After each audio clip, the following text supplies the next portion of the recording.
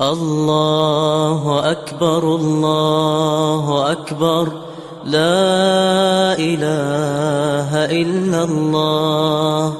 الله أكبر الله أكبر ولله الحمد. الله أكبر كبيرا والحمد لله كثيرا، وسبحان الله بكرة وأصيلا. الله أكبر الله أكبر، لا إله إلا الله. الله أكبر الله أكبر ولله الحمد. الله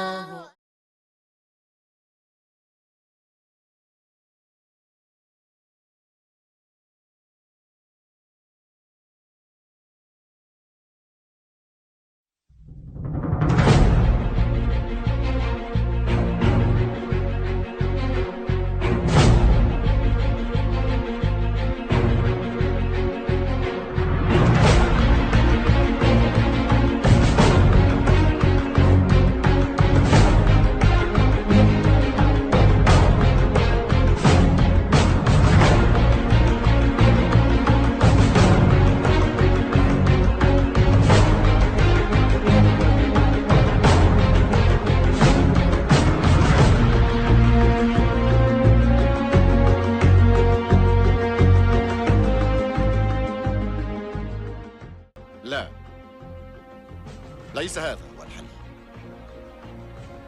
لما لا يعي محمد أن حياتنا رهن بآلهة الكعبة؟ نحن أصحاب الكعبة، كل عام تحج إلينا القوافل تطوف بالكعبة ونبيعها تجارتنا. ليس الأمر سهلا كما تتصور يا فتى.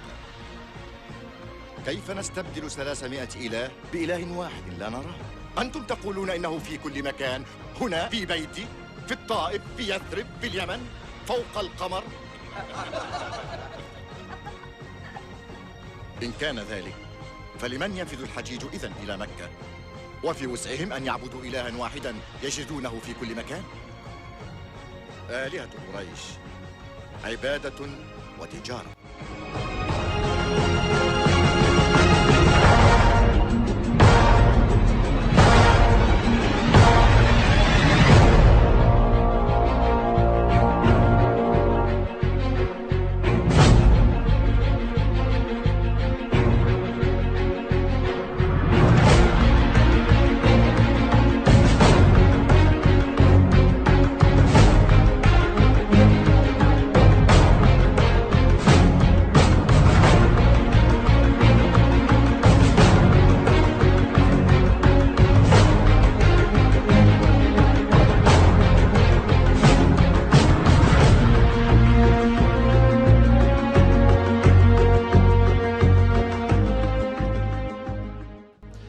شعاب مكة الشاهدة الأبرز على حياة النبي عليه السلام، لكن معظمها قد اندرس.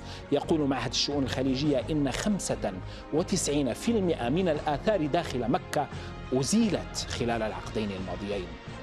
هنا في الجانب الشمالي الشرقي للحرم موقع بيت السيدة خديجة زوج النبي رضي الله عنها، وكانت هذه القبة بحسب بعض المصادر تميزه قبل هدمه.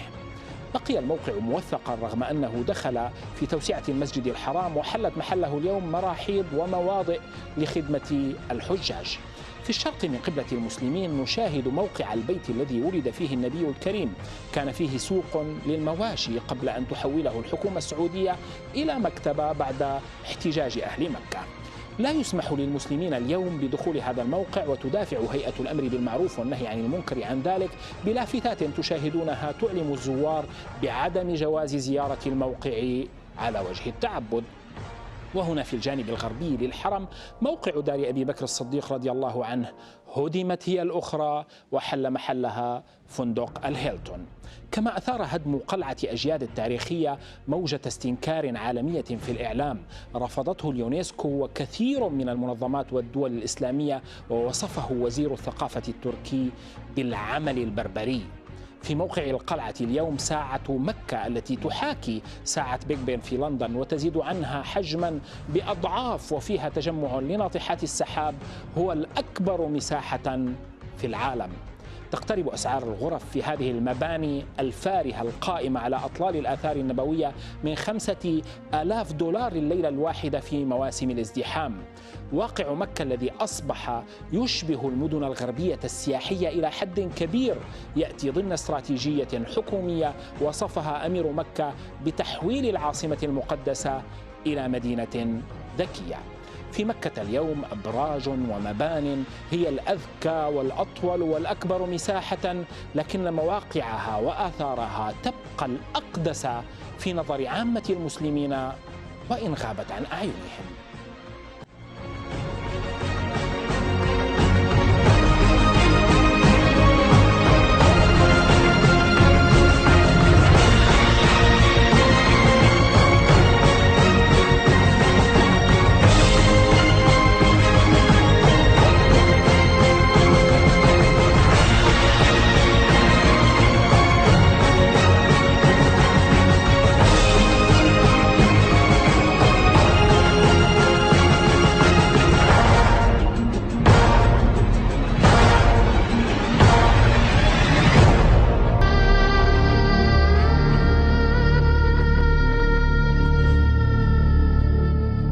بيت رسول الله صلى الله عليه وآله وسلم ومحراب صلاته ومكان هبوط الوحي وبيت أم المؤمنين خديجة عليها السلام يبنى فوقه ظلما مرافق صحية بالقرب من بناء ماسوني في قلب مكة المكرمة.